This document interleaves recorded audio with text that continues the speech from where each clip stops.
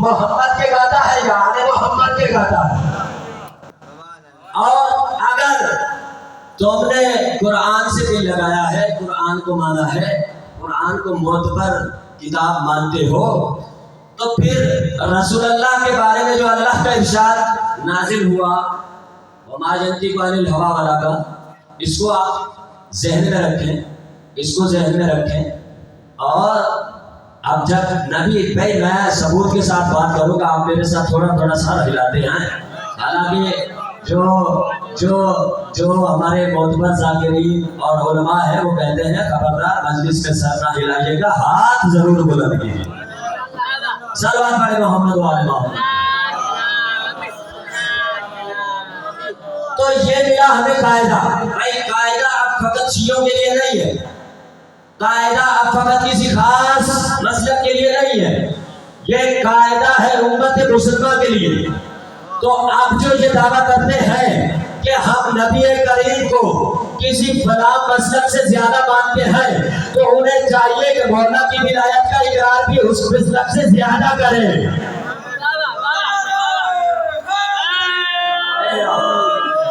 انہیں چاہیے کہ وہ مولا کی ولایت کا اقرار دل و جان سے زیادہ کریں۔ کیوں؟ اس لیے کہ وہ رسول اللہ کو ہم سے زیادہ مانتے ہیں۔ کہتے یہ ہیں انہیں پتہ نہیں ہے کہ جب ہم شروع کرتے ہیں کسی امام سے تو یہ ذکر رسول تک آتا ہے، اور جب یہ ذکر رسول تک آتا ہے تو یہ ذکر خدا تک چلا جاتا ہے۔ اب میرے آقا دو جہاں صلی اللہ علیہ وآلہ وسلم نے ایک فرمان جاری کیا، کیا؟ الحق مع علی وعلی مع الحق۔ تو بھائی میں جملہ ہدیہ کرنے جا رہا ہوں اور دیکھوں گا کہ آپ کی سماعت کتنی بیدار ہے۔ ان 11 دنوں میں آپ نے مسلسل ایام عزا میں استفادہ حاصل کیا، اور معذرت خواہ ہوں کہ گلا تھوڑا سا ساتھ نہیں دے رہا، صحرا کے تھر میں بغیر اسپیکر کے اور مولا کی ڈیوٹی دینا۔ صلوات پڑھیں محمد و آل محمد۔ الحق مع علی وعلی مع الحق، یہ تو تھا میرے رسول کا فرمان۔ چلیں اگر کوئی کہنے والا یہ کہے کہ آپ نے رسول اللہ کا فرمان کہا ہے، ہمیں قرآن سے کوئی آیت دکھائیں، تو قرآن نے بول کر فرمایا، قرآن نے بول کر فرمایا جاء الحق ذاق الباطل ان الباطل کان زہوقا۔ بھائی جب حق آتا ہے تو باطل بھاگ جاتا ہے، بے شک باطل بھاگنے والوں میں سے ہے۔ تو پتہ چلا احد میں رسول اللہ کو چھوڑ کے کون بھاگے تھے؟ بھائی حق آیا تھا نا، رسول حق، رسول حق، قرآن حق، عالم اسلام حق، نماز حق، روزہ حق، زکوٰۃ حق، جہاد حق، زکوٰۃ حق، خمس حق۔ تو بھائی ذرا تاریخی اٹھا کے دیکھو تو صحیح کہ رسول کو احد کے میدان میں چھوڑ کے بھاگا کون تھا؟ پھر تمہیں پتہ چلے گا کہ جب نبی کسی کے بارے میں فرمائے کہ الحق مع علی وعلی مع الحق، اس کا مطلب یہ ہے کہ نماز حق ہے، ہم مانتے ہیں، روزہ حق ہے، ہم مانتے ہیں، تولا حق ہے، ہم مانتے ہیں، تبرع حق ہے، ہم مانتے ہیں، ائمہ حق ہے، ہم مانتے ہیں، انبیاء حق ہے، ہم مانتے ہیں، اولیاء حق ہے، ہم مانتے ہیں، قرآن حق ہے، ہم مانتے ہیں، تفسیر حق ہے، ہم مانتے ہیں، احادیث پیغمبر حق ہے، ہم مانتے ہیں۔ تو ایک جملہ سنیے گا عزیزانو، اس کا مطلب یہ ہے کہ اللہ کے نبی نے فرمایا تھا کہ حق علی کے ساتھ ہے اور علی حق کے ساتھ ہے۔ اس کا مطلب یہ ہے کہ اب جدھر بھی علی جائے گا حق اس کے پیچھے پیچھے آئے گا۔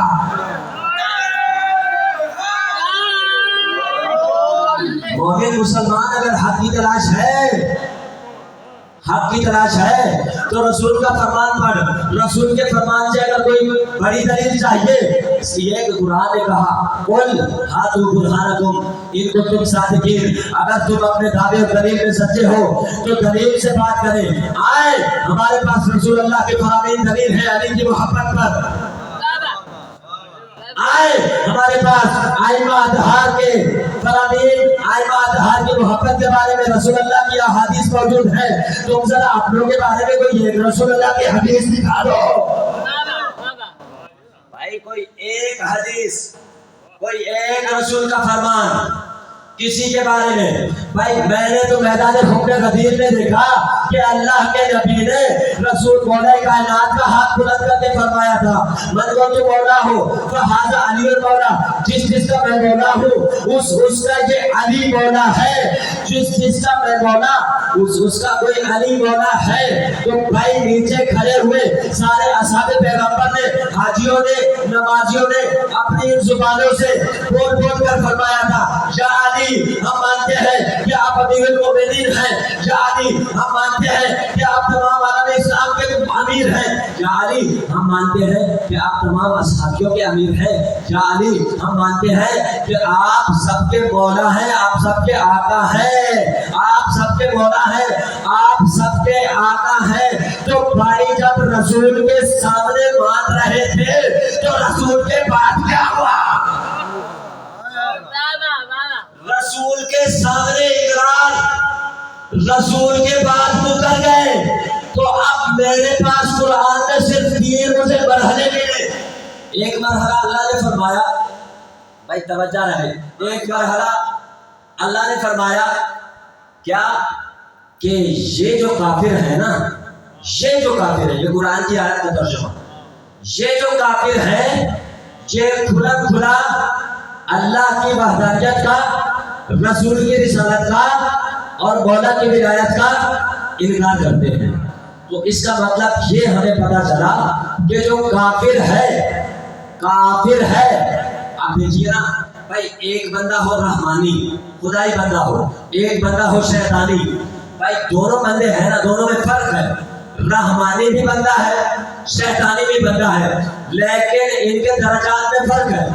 بھائی ممکن ہے ایک رحمانی بندہ ہو، نماز پڑھتا ہو، ذکر کرتا ہو، لیکن وہ زبان سے کرتا ہو.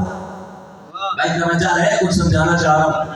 بھائی ایک رحمانی بندہ ہے، وہ ذکر کرتا ہے، کس سے؟ زبان سے کرتا ہے. اس کا مطلب یہ ہے کہ ہم اسے یہ کہہ سکتے ہیں کہ یہ عارف باللہ نہیں ہے. بھائی یعنی یہ کہ اسے معرفت نہیں ہے خدا کی، اسے رسول کی معرفت نہیں ہے. اور ایک وہ مسلمان ہوتا ہے جو قلب سے، دل سے اقرار کرتا ہے اللہ کی وحدانیت کا، اللہ کی وحدانیت کا، رسول کی رسالت کا، ائمہ کی امامت کا. ایک یہ بندہ ہے. تو پتا چلا کہ بھائی رحمانی صفت بھی ہے، شیطانی صفت بھی ہے. رحمانی صفت کی بھی اقسام ہے، شیطانی صفت کی بھی اقسام ہے. تو اسی لیے بھائی کافروں کو بھی اللہ نے قرآن میں اقسام بتائی ہے. چاہے صاحبانی گرانی کا کافروں کی بھی اقسام بتائی ہے اللہ نے. قرآن کی آیت ہے سورہ بقرہ کی، جا کے پڑھیے گا اور توجہ کے ساتھ قرآن کا ترجمہ تفسیر پڑھا کریں. کیا فرمایا؟ بھائی یہ جو کافر ہیں یہ کھلا کھلا انکار کرتے ہیں، کس کا؟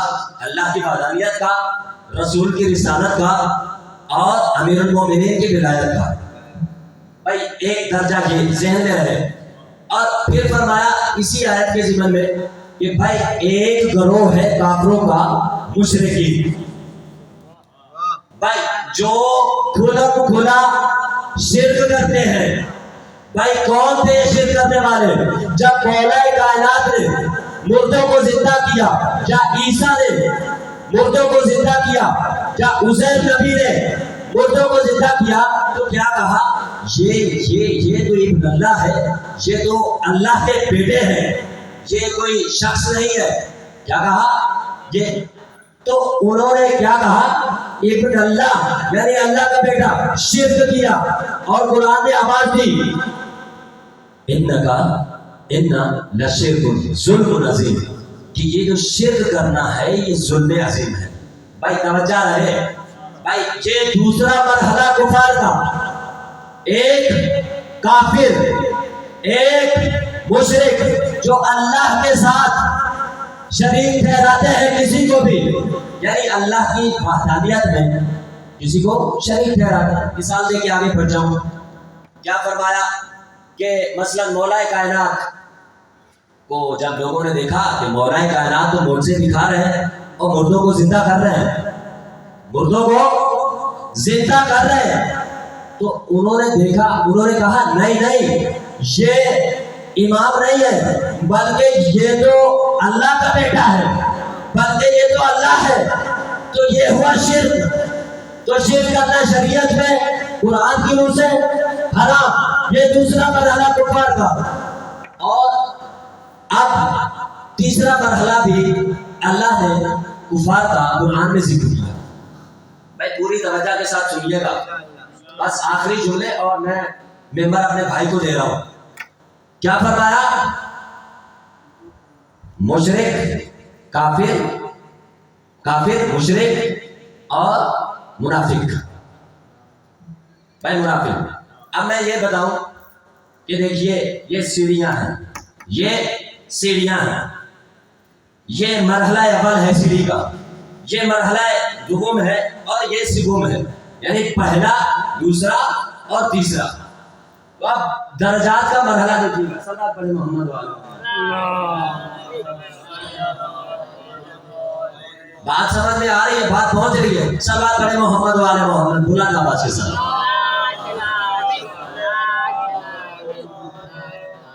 بھائی کفار کے 3 درجے اور ہر درجے کا اپنا درجہ۔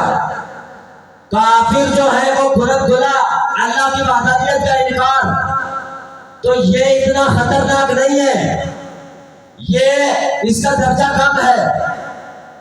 اور جو مشرک ہیں وہ چونکہ ظلم کرتے ہیں قرآن کی روح سے، اس کا درجہ تھوڑا سا کفار سے بلند ہے۔ اور جو آخری درجہ بتایا کہ یہ جو منافق ہیں کبھی شیطان کے ٹولے میں جاتے ہیں، کبھی رحمان کے ٹولے میں جاتے ہیں، یہ جو درجہ ہے یہ بڑا خطرناک ہے، اور یہ تینوں درجوں میں سب سے بلند درجہ ہے۔ تو اب سمجھ میں آیا کہ یہ جو سورہ منافقین میں اشارہ کیا گیا، بھائی وہی تو تھے جو غدیر خون کے میدان میں سامنے مبارک لے رہے تھے اور رسول اللہ کے پشت کے پیچھے انکار ولایت کر رہے تھے۔ بھائی یہی تو منافق ہے۔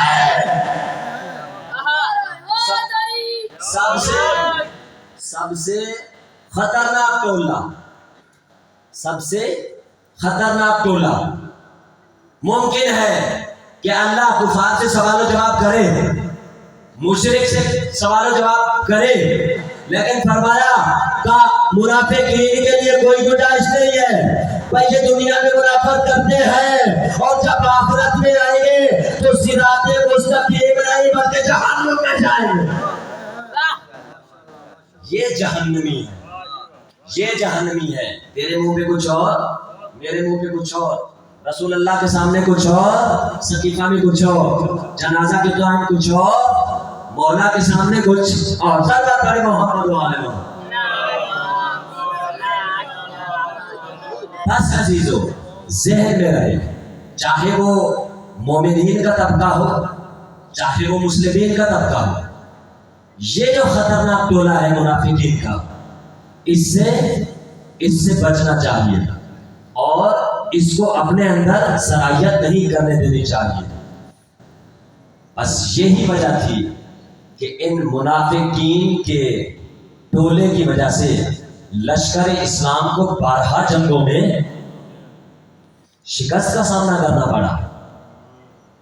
لشکر اسلام کو منہ کی کھانا پڑی۔ کب؟ جب ایسے لوگوں نے رسول اللہ کے لشکر میں ہوتے ہوئے منافقت کا اظہار کیا۔ منافقت، اور یہی منافقت وجہ بنی ہے آل محمد کی اسیری کی۔ اگر لوگ منافقت نہ کرتے پیغمبر اور پیغمبر کے گھرانے کے ساتھ، تو آج یہ جو واقعہ کربلا ہم بیان کرتے ہیں اور جسے بعض لوگ کہتے ہیں کہ یہ نعوذ باللہ من ذالک افسانہ ہے،